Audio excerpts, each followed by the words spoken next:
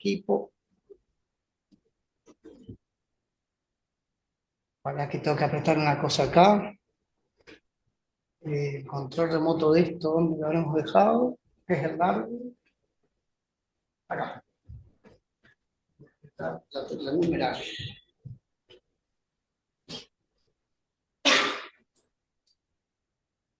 Perfecto. Bueno, bienvenidas, bienvenidos, bienvenidas a todas, todos y todes. Vamos a estar celebrando hoy la defensa de la, esperemos que por poco rato, bachiller Camila Rodríguez, llamada Construcción de masculinidades en varones trans, sistematización de experiencia de atención a dos consultantes del Centro de Atención en Psicología Afirmativa LGBTI-CAM. Bien, tenemos entonces a Camila, un poco más ahí, ahí va. Tenemos alguna audiencia también por Zoom. Y bueno, en este caso, yo, Paribelu Freitas, soy el tutor de Camila, el orientador de Camila en este proceso, y contamos también con la presencia desde Montevideo del Instituto de Educación a la profesora Cecilia Baroni, quien, más allá de su anclaje en el Instituto de Educación, tiene una larga tradición de trabajo en el campo de la salud mental, principalmente a través de la Fundación de Desarrollo de la Radio Vilar de Voz y todos los proyectos conexos a ella. Y bueno, y además, particularmente dentro de la Radio Vilar de Voz, tiene experiencia de trabajo con personas trans y tal. Ceci, muchas gracias por acompañarnos. Y bueno, si les parece, Camila, tú tenés media hora para presentar, luego explico cómo es público, luego de eso va a hacer algunos comentarios, plantear inquietudes, destacar algunos asuntos de la profesora Baroni, y luego también tengo yo, si eventualmente tuviera para decir algo. Luego, Camila, vas a tener algunos minutos más, esos no están, hasta donde entiendo, como reseñados, con la duración, para contestar las preguntas.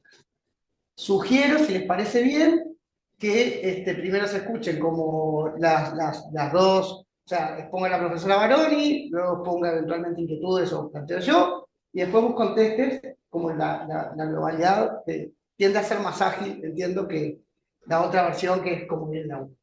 Recuerdo una tesis de maestría en la cual fue alguna profesora, uno por uno, y fue, no es recomendable. Bien, así que Camila, compartimos pantalla y todo tuyo.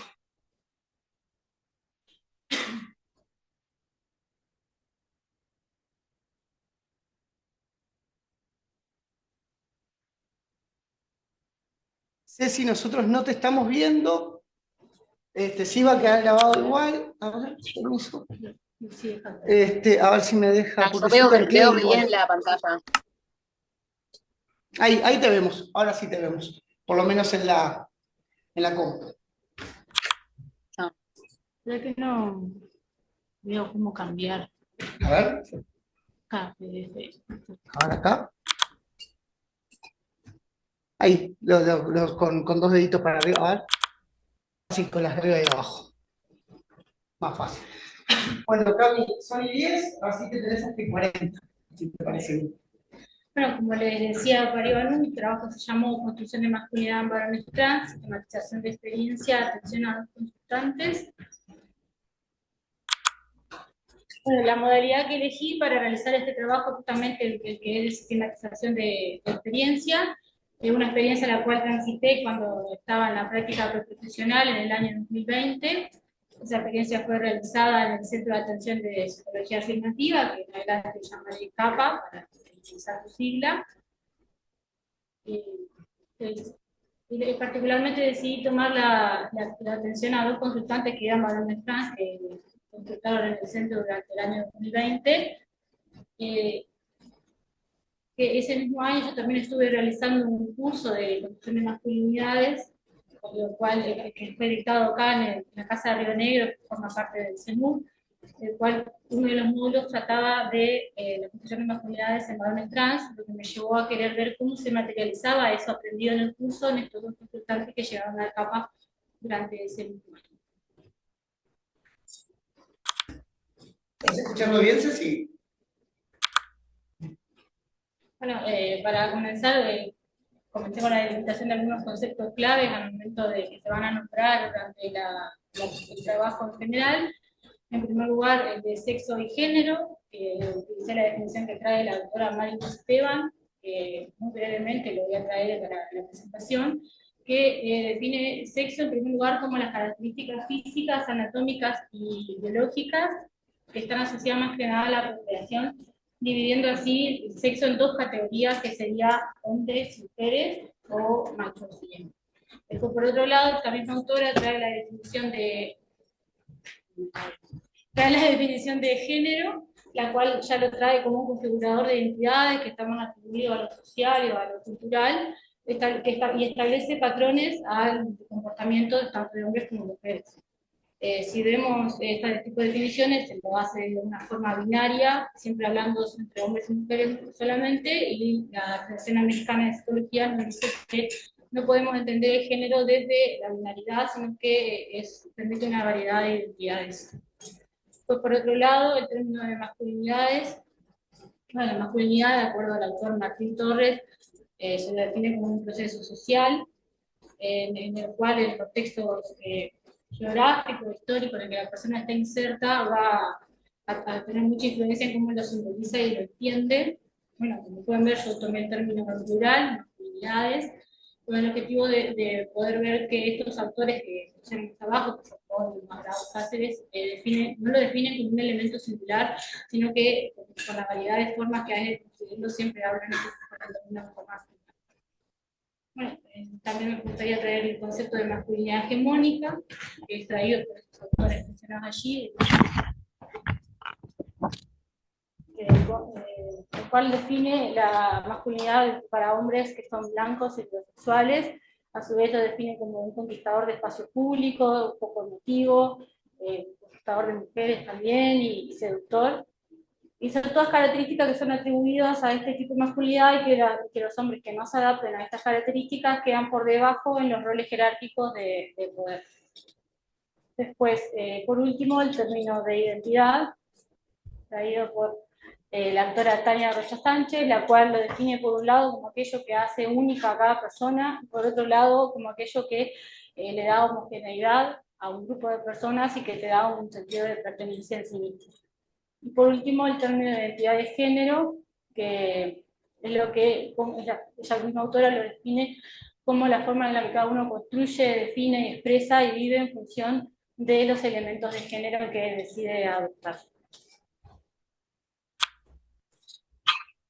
Bueno, a modo de contextualización, como les mencioné, la experiencia fue dada en el Centro de Atención de Psicología Afirmativa, el cual es un centro que brinda consulta, orientación y atención psicológica a personas de la comunidad LGBT, con un marco psicosocial. Allí realizan las prácticas estudiantes de la Facultad de Psicología, tanto del ciclo de formación integral como del ciclo de graduación, de acá de la Facultad de Salto, y utilizada para el enfoque de la psicología afirmativa, la cual puse una cita textual allí para poder definirla, que es un conjunto de presupuestos teóricos sobre la homosexualidad y una actitud clínica específica orientada al desarrollo de una identidad homosexual positiva, que fue extraído del texto de Freitas de León. Bueno, en este sentido, la psicología afirmativa lo que busca es un enfoque distinto a la atención psicológica, partiendo desde una mirada en la que no se ve al homosexual distinto per se del heterosexual, sino que debido a las experiencias que vive, que son particulares y únicas, es que tiene que generarse ciertas teorías de formas de intervenirlo, siempre una mirada que sea no estigmatizante, no patologizante y con que no se lo vea en una autoridad radical. Bueno, en el CAPA también trabajamos con las tecnologías sociales, utilizamos para problematizar con las tecnologías trans nativas, que Utilizamos autores como lo son, por ejemplo, Susan Stryker, Sandy Stone, o más cercano al territorio, los argentinos Mauro Cabral y Larradi. Particularmente no usamos el autor que fue mencionado en la corrección, que es de Paul Preciado, porque tiene una perspectiva que conversa más cercanamente con el psicoanálisis, y desde CAPA no tenemos una perspectiva estrictamente psicoanalítica. Incluso hay un texto de Blas Ray que hace crítica a la obra de Paul Preciado, que es del año 2015. Bueno, y también destacar que la experiencia se dio en el año 2020, que fue el año en el que inició la pandemia mundial de COVID-19, que llegó acá en Uruguay en marzo de ese mismo año, que como todos saben significó el modificar muchos funcionamientos de instituciones, sobre todo ese año, que fue cuando recién inició el virus. No se tenía mucho conocimiento de las características que iba a tener, sus consecuencias o cuánto iba a durar. Entonces significó todo un reestructuramiento para poder seguir funcionando, y el CAPA también tuvo que reestructurarse utilizando dispositivos tecnológicos para poder seguir brindando la atención. Bueno, para recuperar la experiencia de atención, utilicé los informes que fueron realizados a fin de año por la dupla que atendió a cada uno de los consultantes. También se tomó los apuntes de las consultas que se tomaban allí, y algunas entrevistas que se hizo a los compañeros que también formaron parte de esa dupla. Bueno, y por último también se tomaron apuntes de la supervisión, que donde se trabajaba todos los casos, todas las formas de poder trabajarlo, para entendiéndolo como un ámbito reflexivo, el cual allí se ve todos los medios de abordar. Bueno, como les mencioné, en este trabajo se tomaron 2 consultantes, que por motivo de confidencialidad obviamente se cambiaron sus nombres. El primero, que llamaremos Iván, es un varón trans, que en ese año tenía 14 años. El motivo de consulta que es que trae bullying y acoso callejero. Bueno, debido a la pandemia que ya fue mencionada y que el consultante era de otro departamento, se decide establecer una modalidad virtual para atenderlo. A ver, se trabaja al final con la construcción de la demanda. A medida que pasan los encuentros, se decide trabajar el vínculo que tiene con su familia y con las instituciones, y las diversas formas que tiene para construir la masculinidad y su identidad de género.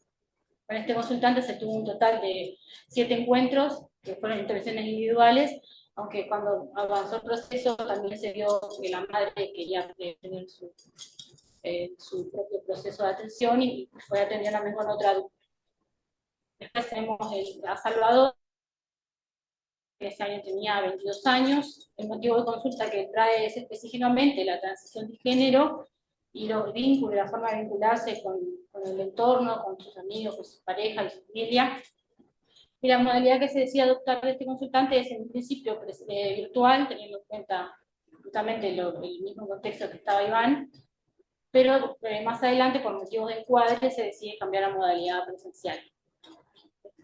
Tras la construcción de la demanda, con este consultante se trabaja la forma en la que tiene de vincularse con los distintos colectivos, con su familia, a partir de su identidad de género, y también se trabaja la forma en la de construir la masculinidad en función de las exigencias y expectativas sociales.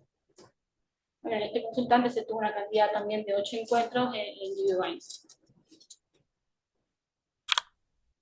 Bueno, ya pasando al análisis, yo lo dividí en 4 dimensiones. Estas dimensiones fueron tomadas del curso que mencioné al inicio.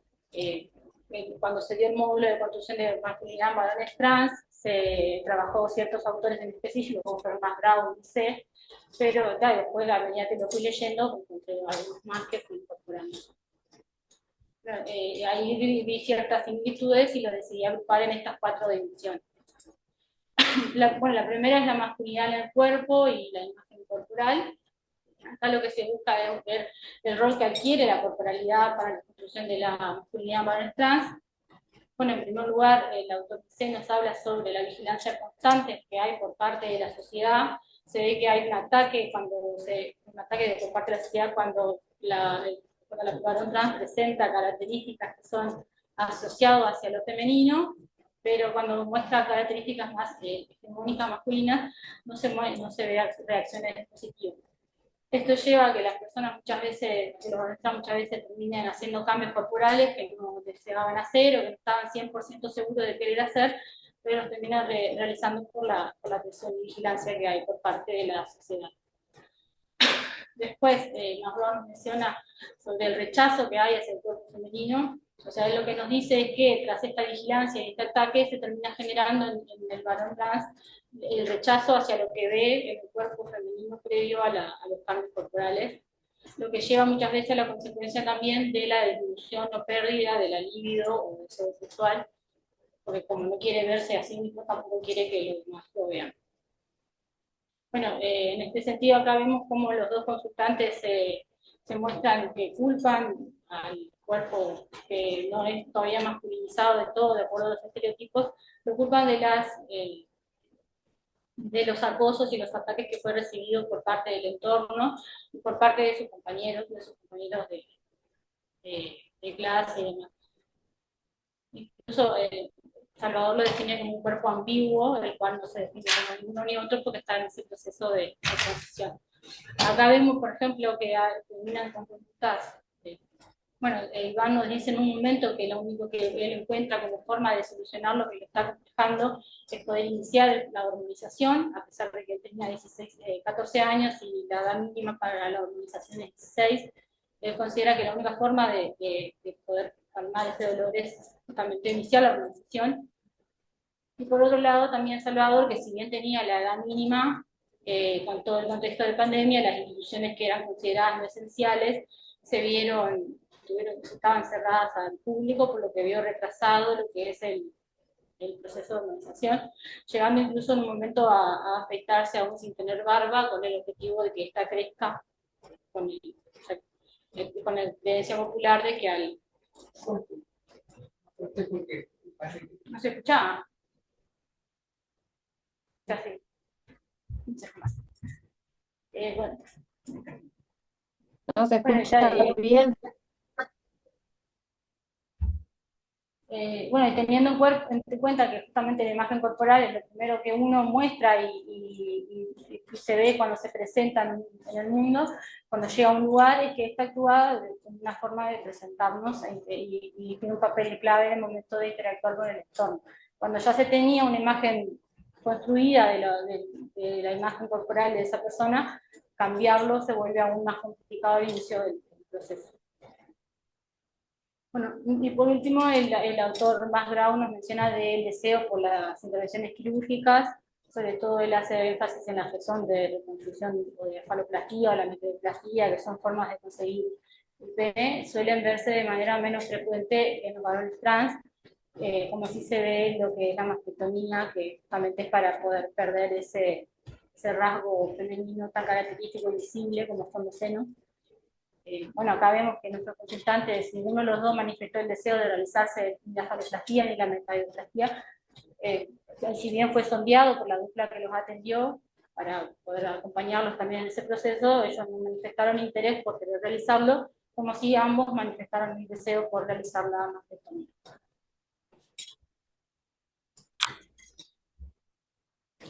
Bueno, en segundo lugar, la dimensión de negociaciones identitarias y con la dignidad.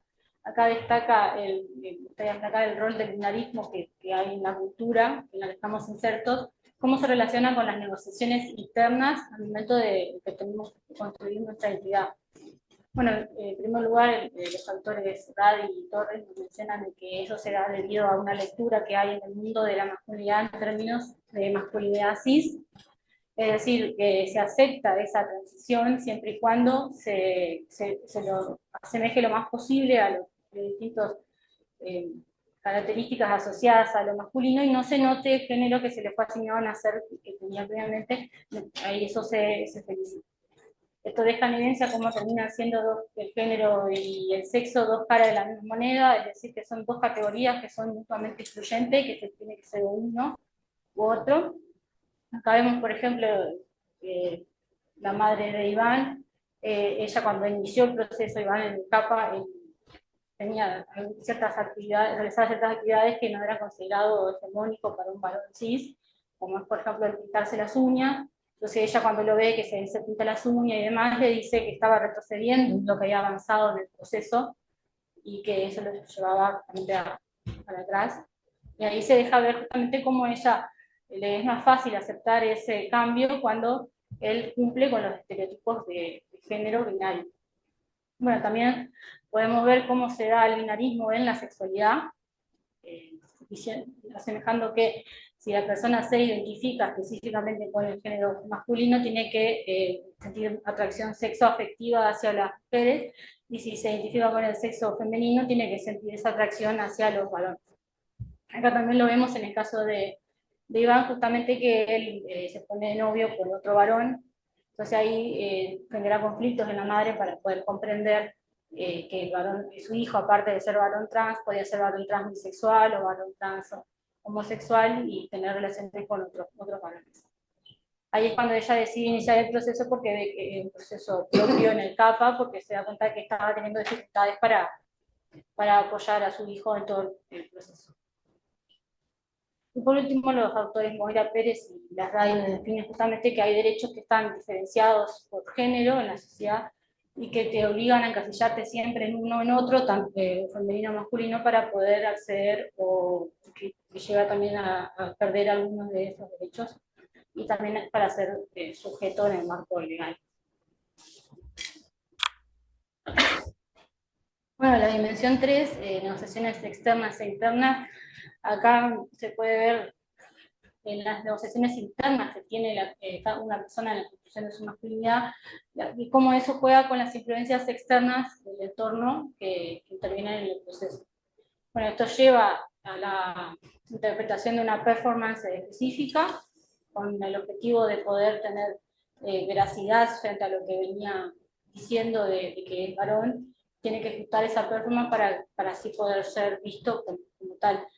Debido a lo que menciona la autora de ese evento, de las limitaciones que presenta el lenguaje al momento de expresar las ideas, que tienen que venir acompañadas con ciertas actitudes y realizar ciertas actividades que se han asociado a lo masculino para poder ser considerado como tal. Y esto se asemeja justamente a la reproducción de los distintos estereotipos que están asociados a la masculinidad hegemónica, la reproducción del hombre viril, como dice la autora de ese evento, viéndose más que nada en el inicio del proceso de transición, es cuando más se puede ver esta reproducción, ya que es cuando más vigilancia se tiene sobre los varones trans. En este sentido, acá vemos dos cuestiones. Por un lado tenemos a Salvador, que cuando intentó reconstruir el vínculo con su pareja, que anteriormente eran dos mujeres que se consideraban lesbianas, cuando él decide iniciar el proceso de transición hacia ser varón, ahí es cuando le genera conflictos de vínculos, y él intenta recomponerlo. Le dice que por ser varón ahora tiene que tener cierto rol de autoridad y de posición frente a los deseos de ella, lo que le genera obviamente conflictos con su pareja. Y él, al traerlo acá a la sección del CAPA, nos utiliza la frase yo ahora soy varón y me impongo. Entonces ahí deja exactamente que quiere dejar ese rol de la mujer hegemónica, donde es supervisado de los padres. Y bueno, acá vemos cómo estas negociaciones se dan en dos niveles. Por un lado, desde el nivel interno, negociando con los deseos y las aspiraciones que tiene sobre cómo quiere construirse su identidad, y por otro lado, las imposiciones y las exigencias del exterior que te obligan a querer a tener que encasillarte donde tienes expectativas.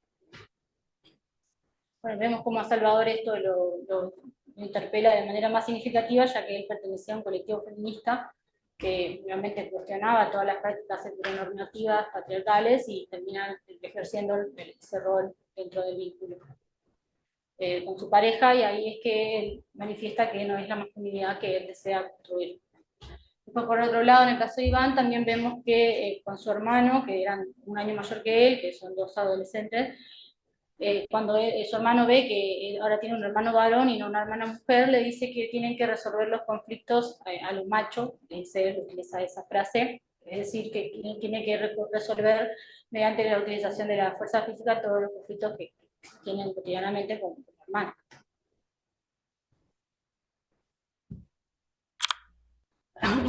Y por último, la dimensión del activismo transobligatorio, que es atraída por el autor Blas Radi, nos dice que cuando la persona enuncia que va a iniciar la decisión de género, se lo tiene que encasillar dentro del activismo transobligatorio, o sea, que se lo transforma en un sujeto activo de la lucha por los derechos, y se ve cómo los actos simples son tomados como revolucionarios, ya sea el salir a la calle, el andar de la mano, el besar de tu pareja en el ámbito público, siempre considerados actos revolucionarios, y por más que sean actos que son normalizados para una persona heterosis, lo que demuestra acá las desigualdades sociales que se ven todavía en la sociedad.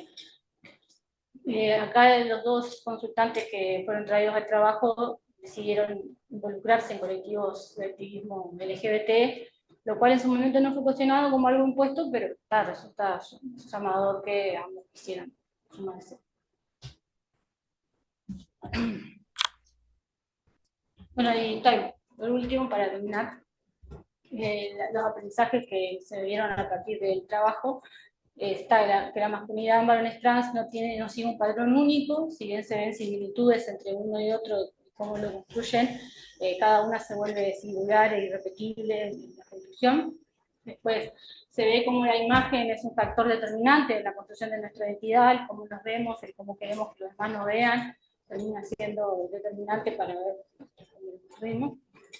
Después, la búsqueda de la masculinidad hegemónica, bueno, lo que pudimos ver no es algo que se da de forma innata, sino que se atribuye debido al contexto dinamista, que se busca justamente que encasillarlo en uno de los dos, entonces al realizar ese cambio, por decirlo así, tendría que encasillarse desde lo hegemónico.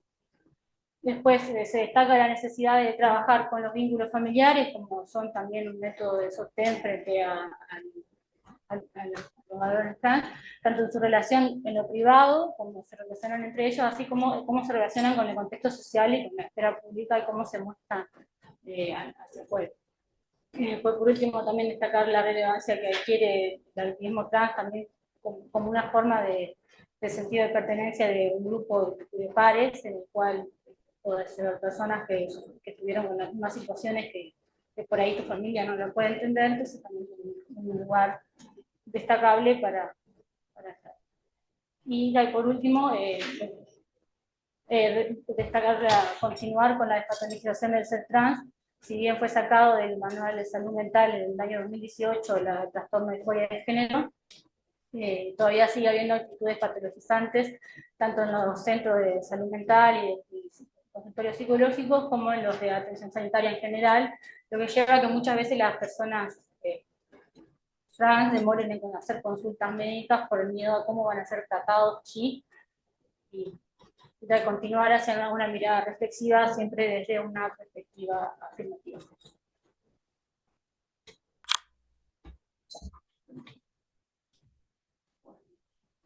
Muy bien. Dejamos de compartir pantalla. Estaba buscando si desde acá tenía. ¿Ahí se escucha? Sí, perfecto. No, porque no tengo, estoy desde el celular, disculpen, y estaba buscando el simbolito para aplaudirte, pero bueno, nada, felicitaciones. Bueno, podemos aplaudir en vivo y en directo. Así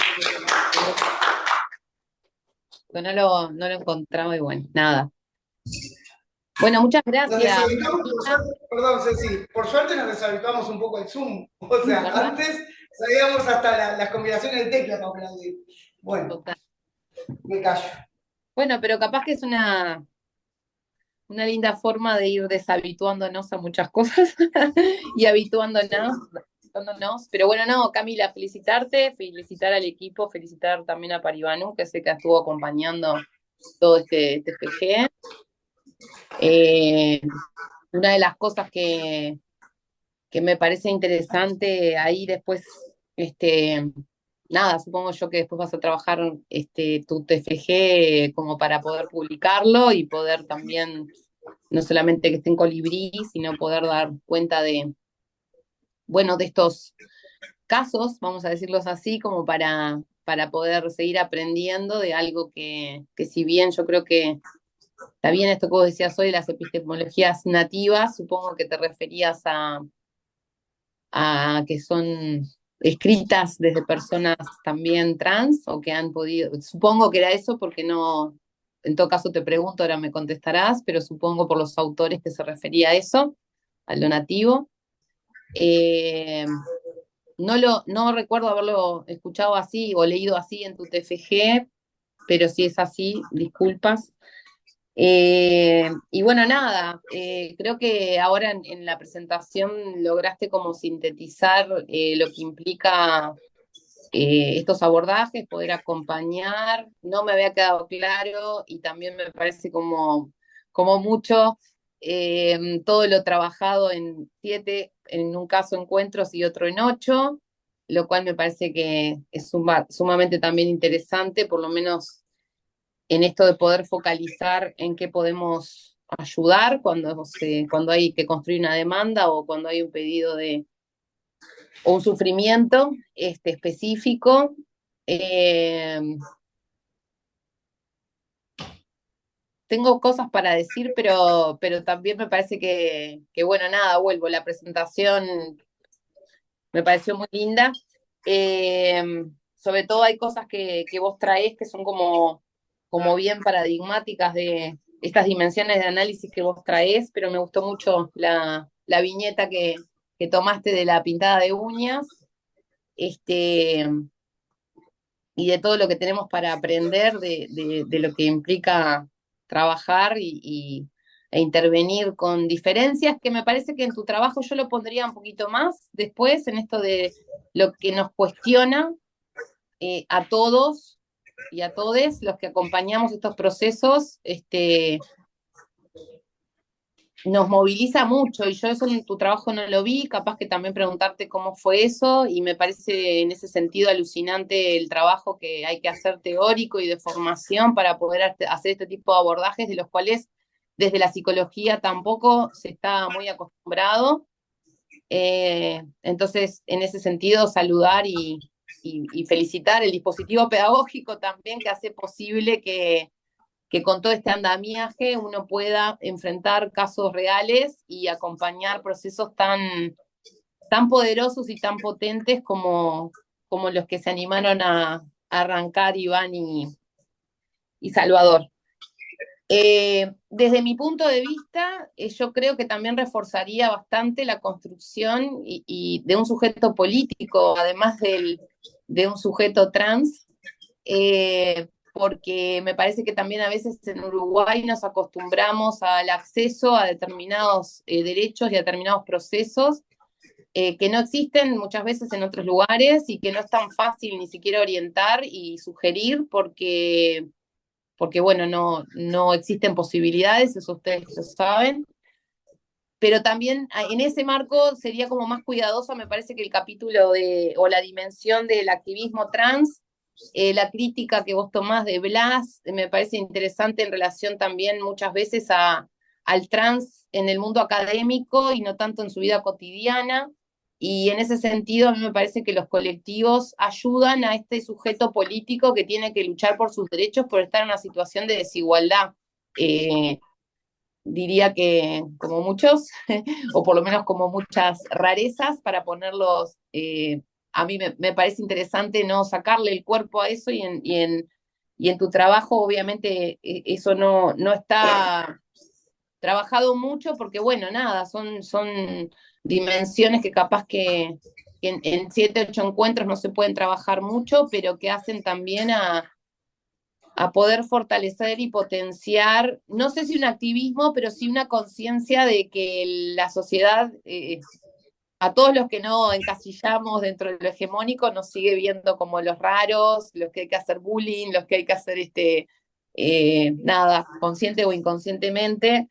Entonces me parece interesante que en ese capítulo también podamos como dar cuenta de que muchos colectivos pueden funcionar de alojamiento de esas diferencias y de potenciación de derechos. Entiendo igual la crítica interesante que se hace, sobre todo porque dentro de esos colectivos pueden pasar muchas cosas, y bueno, y uno verá desde qué colectivos hacerlo, pero bueno, también a veces desde estos servicios, digo todos, no digo el CAPA especialmente, pero quedamos como por fuera de esa producción del sujeto, porque bueno, estamos atendiendo como los sufrimientos inmediatos, y me parece que el trabajo da cuenta de eso. Y bueno, nada, con eso me parece que te da para un ratito, pero bueno, en esto de también qué implicó para vos como futura psicóloga poder acompañar esto, o bueno, o meterte en estos procesos, que tampoco me quedó muy claro, porque vos haces ahí referencia a informes, a supervisiones, entonces no me quedó claro si vos pudiste llevar adelante alguno de estos,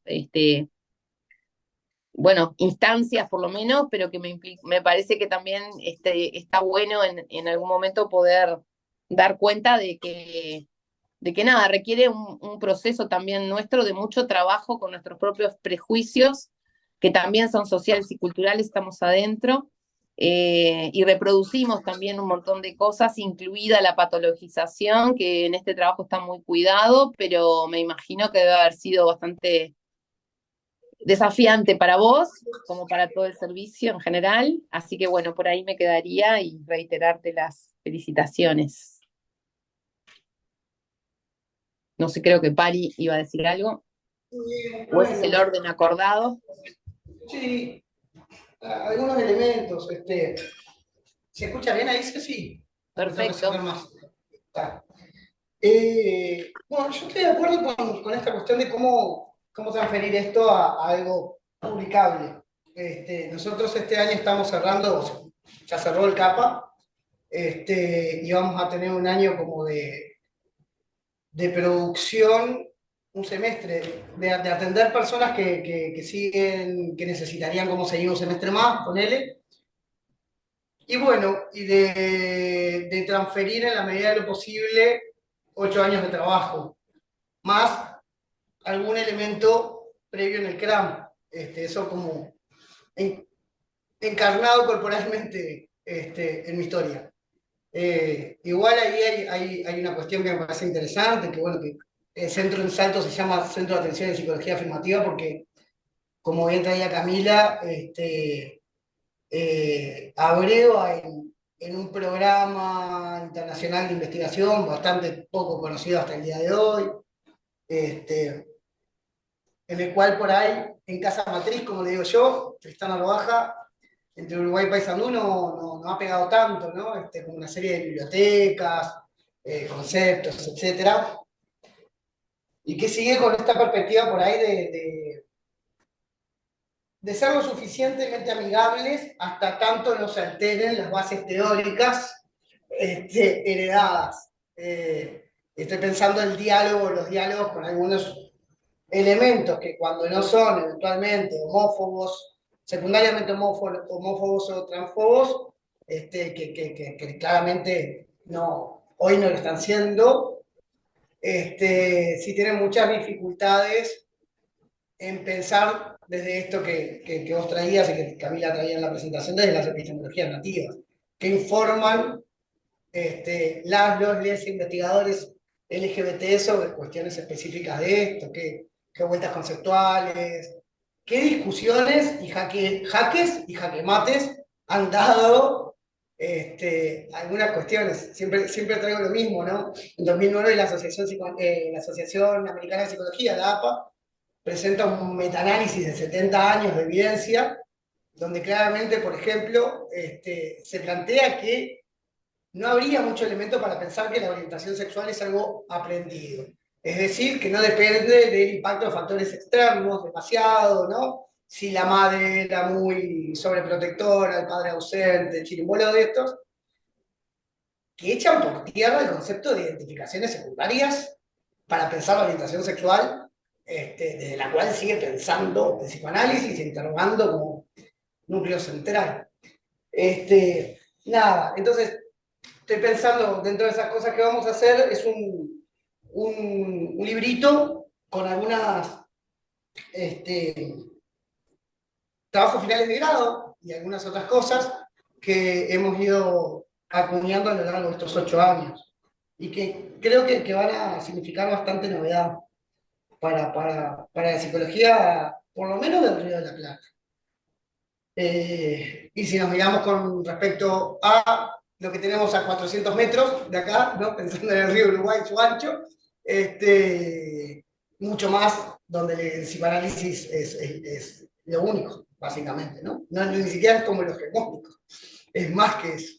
Y el psicoanálisis basado en género, con perspectiva de género, cosas por el estilo, donde no se identifican, no se discriminan género, identidad de género, orientación sexual, no, todo género. Bien. Y creo que habría que hacer como algunos elementos o sea, de representación para un texto más amigable, que no es el caso de esto. Yo hay unas cositas que quería traer en torno a esto también, y que por ahí, Cecilia, las habíamos comentado. El trabajo es un trabajo de sistematización de experiencia de extensión. Y es eso, sí, y ahora te cuento, y es eso. Ah, pero eso no Es está en que el trabajo, ¿eh? Ah, ¿no lo dice? No. Sí. Ahora lo planteas vos, entonces, Cam. ¿Y por qué es eso? Porque en realidad esto es una sistematización de experiencia clínica. Pero el formato que Bueno, tiene pero la eso es otra facultad. cosa que extensión. Pero bueno, dale, Sí, después. pero No te explico el introduzcas porqué. cosas. No, pero explico el porqué. Porque el formato Bueno, dale. de sistematización de experiencia clínica está escrito en clave psicoanalítica.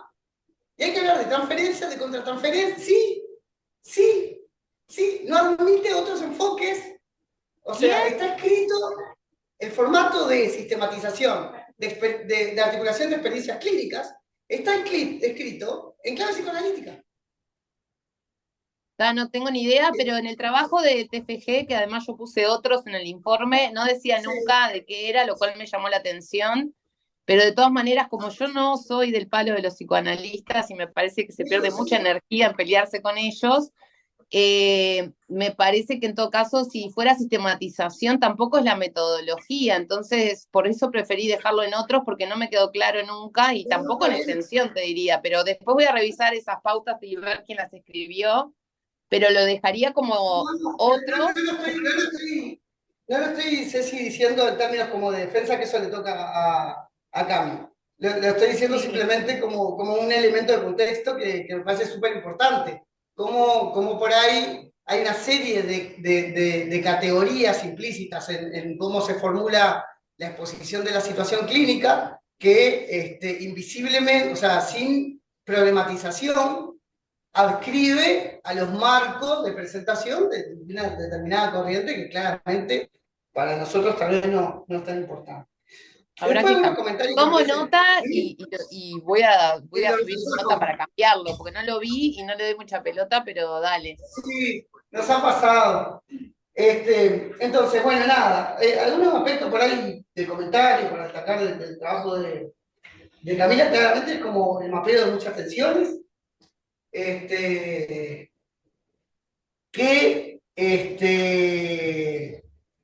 son tensiones institucionales, epistémicas y personales. Yo me anotaba como eso, ¿no? ¿Cómo se anudan como estas tres cuestiones?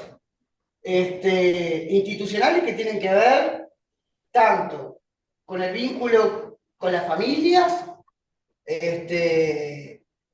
con el vínculo con las parejas y con las historias de pareja en los marcos con el vínculo con los sistemas de salud, y también con los mundos de acción social, entre los cuales por ahí se puede inscribir las militancias. Y que dan cuenta esas tensiones muchas veces de desafíos epistémicos respecto a los marcos que eventualmente, tradicionalmente, hemos abrevado. Tanto para terceros como para los propios sujetos, y eso me parecía interesante.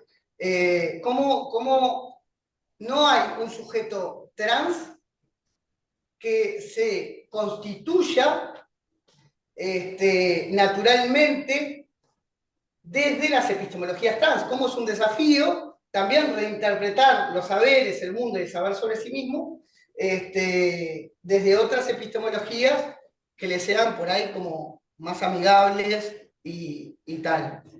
Y que supone como rupturas para los sujetos y que no son solamente como dimensiones intrapsíquicas, psicológicas o incluso relacionales, sino que esta dimensión, que yo soy bastante hincha pelota, es una dimensión fundamental, como las reescrituras epistémicas de las propias biografías. Y después, lo otro que me había notado es como, parafraseando a algunos autores que me gustan un poco, esta cuestión como del poder de agencia y de la creatividad de la acción de los sujetos, ¿no? O sea, cómo tienen que inventar y que de alguna manera vos lo traes, me parece el elemento más paradigmático, el cómo en su proceso de construcción de identidad masculina, este muchacho, uno de los muchachos, asume que por ser varón se tiene que imponer y cuando se escucha decir eso, se reproblematiza. Y se reproblematiza, además, apartado del núcleo de socialización desde los cuales reproblematizarse. Es decir, a partir también de la expulsión de un espacio, como era el movimiento feminista, que no admite fisuras, no admite crisis, no admite tensiones. Es muy difícil, y este cuerpo lo sabe, transitar de unas identidades a otras, y sin embargo, como incluso desde las militancias, incluso de los espacios que podríamos tener en términos como colectivos, la ambigüedad, las Piaget tenía un concepto precioso que era el de decalage, que era justito antes de que pasaras de una estructura a la otra, te venía como una especie de ataque conservador, ¿no? Volvías 15 pasos atrás y a los 3 días, ¡paf! Instalabas la nueva, ¿no? Como las marchas atrás, los tanteos, las cuestiones. Nada, no me quiero extender, pero me parecían estos elementos que aparecen problematizados como elementos interesantes en diversidades de trayectorias personales, diversidades de marcos epistémicos, de socialización, de contención, en los cuales los sujetos transitan en las múltiples dimensiones y trayectorias admisibles, o sea, posibles de transitar, ¿no? Que a veces no son, me quedaba esta idea de la señora, de la mamá de uno, que decía, yo esto, o sea, es mucho para mí. Yo pensé que esto era más lineal y bueno.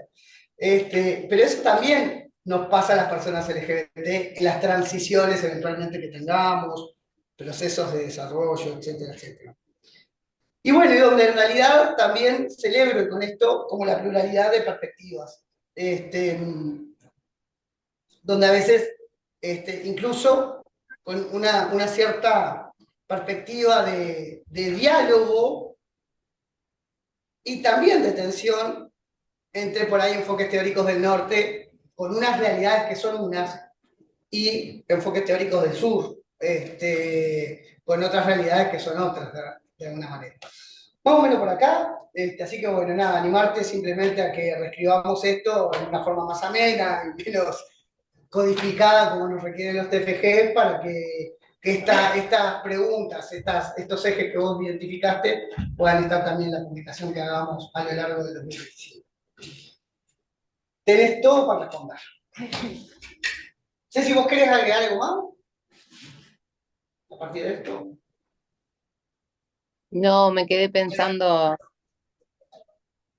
No, primero de la importancia que tienen estos TFG, porque visibilizan esto que vos decís. Yo estoy totalmente de acuerdo que hay que poder, y más cuando son temas que todavía, que me parece que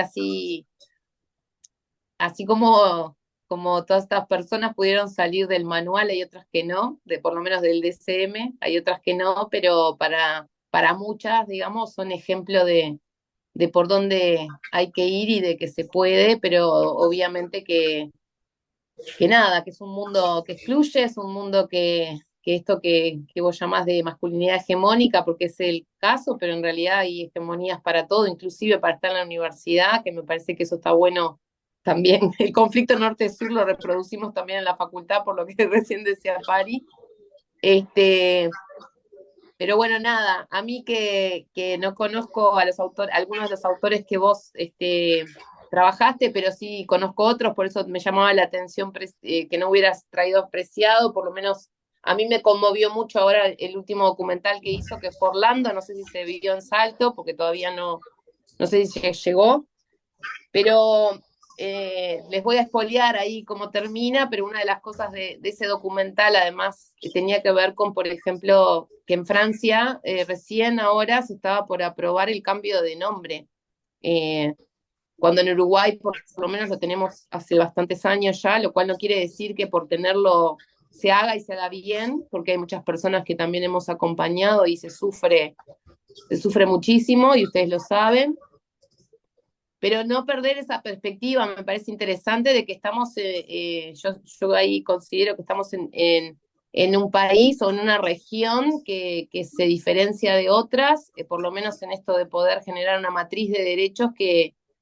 entre otras cosas permite que este servicio exista también, ¿no? No solo por la insistencia, sino también porque hay condiciones sociales e históricas y académicas para que tengan espacio. Entonces, ojalá podamos seguir peleando desde donde sea para que se conozca la importancia, además de nuestro trabajo como psicólogos, en acompañar estos procesos que son súper dolorosos, difíciles, porque de verdad, como la locura, cuestionan todo. Y me imagino en un lugar como Salto o en sus aledaños, donde capaz que es mucho más visible, no quiero decir que sea menos duro, porque por lo menos acá en Montevideo hay más personas, pero es igual de duro, porque también carga a la persona sola, por eso capaz que en la parte de activismo yo profundizaría un poco más, eh, porque me parece que si no también reproducimos lo que el propio sistema neoliberal le hace a la gente, ¿no? Sentite mal por lo que vos sos o por lo que querés ser, y si no lo podés lograr es tu culpa,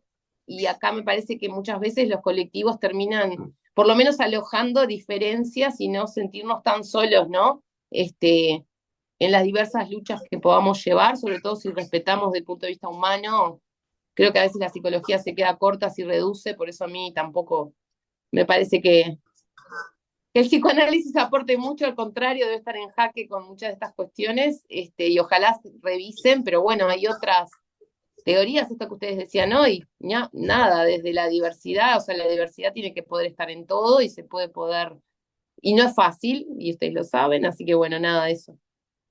Y nada, y gracias también, igual después lo vamos a decir, pero gracias por la oportunidad de intercambiar, porque me quedo con un montón de bibliografía que Paribanu me mandó para seguir ampliando ahí estos horizontes epistémicos, pero sobre todo me parece que por una cuestión capaz que por eso también te preguntaba, Camila, porque a mí me acuerdo la primera vez, que fue hace muchos años, de conocer una persona que había hecho su proceso hacia varón trans y que le gustaban los varones, y yo decía, pero ¿qué nos falta? O sea, eh, qué raro todo esto, ¿no? Y sin embargo, cuando uno se ve también diciendo eso, dice, pucha, ¿cuánto queda de uno para recorrer y poder estar?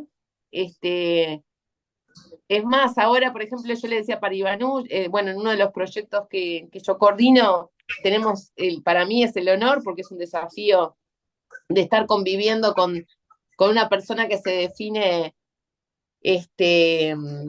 ¿cómo se llama? Porque todas las definiciones me encanta cómo se va penetrando también, pero es ¿cómo es? Que no tenés género, no me acuerdo cómo se llama. Binaria, no conforme con el género fluido. Bueno, ahí, ¿no? Entonces, según el día, y eso también me encantó porque nos enloquece todo, tenemos una mujer trans y tenemos una persona no binaria. Entonces, cuando se levanta de acuerdo al humor, si se viste como varón, a veces como mujer, a veces como varón y mujer, porque de arriba puede ser una corbata y un saco y de abajo una pollera. Y a mí lo que me gusta pila, me parece que es como esa capacidad que todavía ojalá las personas de estos colectivos puedan saber, ¿no? Porque que terminan cuestionando todo. y creo que en ese cuestionamiento no estamos todos tampoco muy dispuestos a cuestionar y a seguir transformando desde esa diversidad o desde esa, algunos lo llaman volatilidad y a mí me encanta porque me parece que también nos desafía como a un respeto extremo, ¿no? Por lo que la persona quiere ser o estar en su momento, y bueno, transitar, y por eso me parece interesante que bueno, que hayas podido acompañar. Como verás, te estamos usando de excusa para hablar en voz alta, así que bueno, te dejo a vos ahora.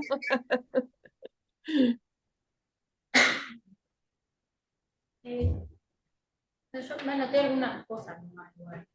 Respecto a mi rol, el que tuve, sí, yo formé parte ahí de la atención, pero como había pasado ya 2 años al momento en que inicié el TFG y ahora incluso más, que justamente tomé otros apuntes de otras cosas, como teníamos industria y si teníamos el ámbito de supervisión para poder complementar con con los apuntes que tenía en ese año.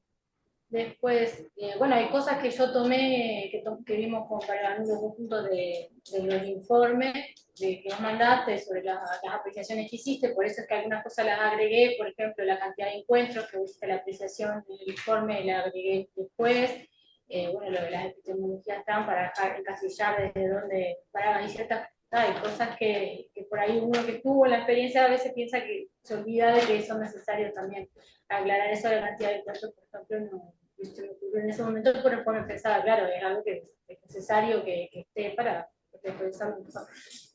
Y después lo de los colectivos, justamente yo lo vuelvo a traer después en lo que es los aprendizajes, porque también coincido en eso de que muchas veces los colectivos son el lugar de pertenencia, donde la persona, más allá de la lucha de derechos, también sí tiene un par que está con las mismas situaciones o que las atravesó hace un tiempo atrás y a veces es como un sostén distinto al que puede dar la familia, que por más apoyo que quiera dar, como era por ejemplo el caso de la mamá de este muchacho Iván, que yo le puse Iván, que ella quería y tenía todas las ganas de apoyarlo y decirle sí, yo te apoyo en tu decisión y demás, pero cuando tenía ciertas características, ahí era cuando ella se da cuenta que en realidad le faltaban elementos para poder acompañarlo de una mejor manera.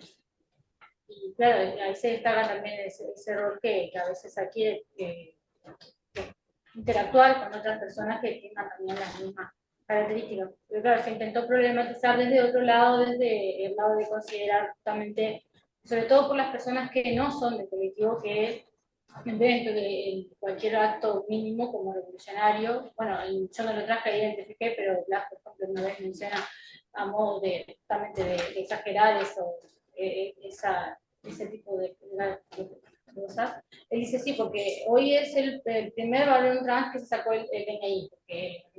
Después el primer varón trans que se lo sacó un jueves. Después el primer varón trans que se lo sacó un jueves a las 3 de la tarde. Y usa ese ejemplo como para decirle cómo esos actos mínimos se van tomando como reivindicativos por parte de la sociedad y por que nada eso es lo que se quiso problematizar en ese punto.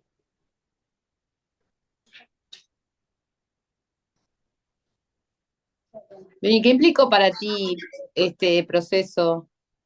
Más allá del rol, no sé si ya venías como pensando en todo lo que implicaba acompañar y de construir uno también algunas cosas, o te fue re fácil y re familiar. No, sí, en su momento cuando empezó, claro, justamente antes de empezar toda la formación del CAPA, capaz que uno tendía también a pensar eso, características de que si sos varón, tenés que ser varón con estas características y no podés moverte de ahí. Porque también me implicó, tras la cultura, tras conocer los procesos, en la formación misma del CAPA y el curso que hicimos, de también repensar y problematizar internamente todo lo que eso significaba, previo a la realización del TFG. Por eso después que terminé toda la materia se me ocurrió poder dejar esa sistematización entre la articulación que se da cuando aprendió en el curso con los pasos que se atendieron. El curso fue en segundo semestre también y la atención de estos consultantes fue también más que nada allí, porque por todo el inicio de la pandemia y bueno, que estaba justamente antes de empezar a brindar atención, sobre todo, yo ese año estaba en integral, también nos formábamos, atendíamos, teníamos clases de lectura y poder compartir, y entonces Fue también las dos cosas en el segundo semestre como que se fueron dando. Y lo que no entendí, una pregunta nada más, y ya no te molestamos, porque me imagino de estar nerviosa, o no, ya capaz más aliviada. El proceso de estas dos personas siguió en el marco del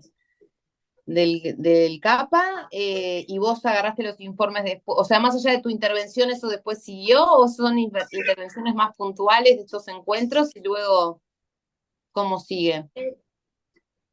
Tengo entendido que yo hice solo ese año, CAPA, el año siguiente hice otra práctica.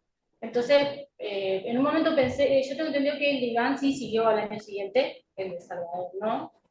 Le pregunté cuando decidí hacer el trabajo, pero claro, decidí focalizarme más que nada en el año que yo atendí, porque tal, lo otro ya para adelante era de acuerdo a lo que mis compañeros habían atendido. Decidí focalizarme en ese año, solo lo del 2020. Si bien el uno continuó y el otro no. Muy bien. Bueno, Pari, no sé, me parece que... Sí, capaz que les invitamos a salir para quedar, porque como tenemos todo el conchuflerío y nos quedamos con Ceci conversando acá y les llamamos. Los cargos no me quedé afuera, se escucha. Bueno. ¿Querés que te... Lo que pasa es que vos y yo somos un peligro, podemos estar horas hablando ahora. Y por mí, a ver. Pará, entonces son personas. Ajá. Me voy a... sí, vean, muy bien. No sé si no los invitamos, disculpen a los que están en el Zoom, que no los invitamos a... Vamos a pasar a la sala de espera. Un segundo. No, y la verdad que disculpen porque no nos dimos cuenta que estaban ahí, capaz que querían decir algo, pero... Sí, igual ahora al final. Si quieren prender cámara más. Les ponemos en la sala de espera. ¿Querés irnos de acá y nos vemos por videollamada? Capaz que no. Bueno, como quieras tú. Se está haciendo sala de espera solo, me parece muy bien.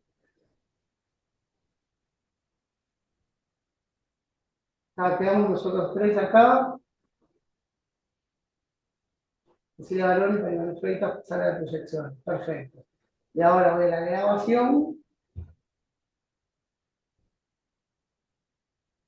Por las dudas. No, Germán no hizo. Bueno, volvimos a la grabación y a todo, y creo que todos quienes estaban en la sala de espera los volvimos, alguna gente se fue. O sea, y bueno, hemos conversado con la profesora Baroni. Infelizmente, no, el trabajo está aprobadísimo con 10. Así que felicitaciones, colega. A partir de ahora tiene que hacer todos los trámites. Y como se ha recibido este año, recordarle que da lo mismo haberse recibido el 1 de enero que el 31 de diciembre, por lo cual quedan 4 años de vacaciones del Fondo de Solidaridad, porque no sé si vos sabías que no son 5 años a partir del día que te recibís, sino del año, así que de este año simplemente 35 días de exoneración de eso. Bueno, felicitaciones, colega.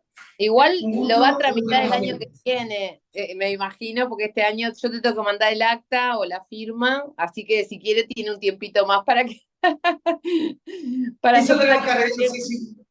Lo vemos ahora por Dale, escuchá, le están WhatsApp. poniendo felicitaciones en los comentarios ahí, no sé, te están mirando, pero léeselos porque, bueno, nada. Y bueno, nada. Ahí va. Chat, para que no sabes los montones de cosas. Felicitaciones, dice Mara de Sosa, muchos éxitos, felicidades Camina, dice Ger. Cami, muy merecido, querida. Bueno, agradecerles también a la gente entonces que estuvo por Zoom, por otras cuestiones. Y bueno, bienvenida a este club complejo, desafiante y a veces hasta satisfactorio. Bueno, nos estamos viendo. Chao, gracias. Felicitaciones, Corto, Camila. Ceci. Gracias, Te llamo ahora. Nos vemos, pasen bien todos.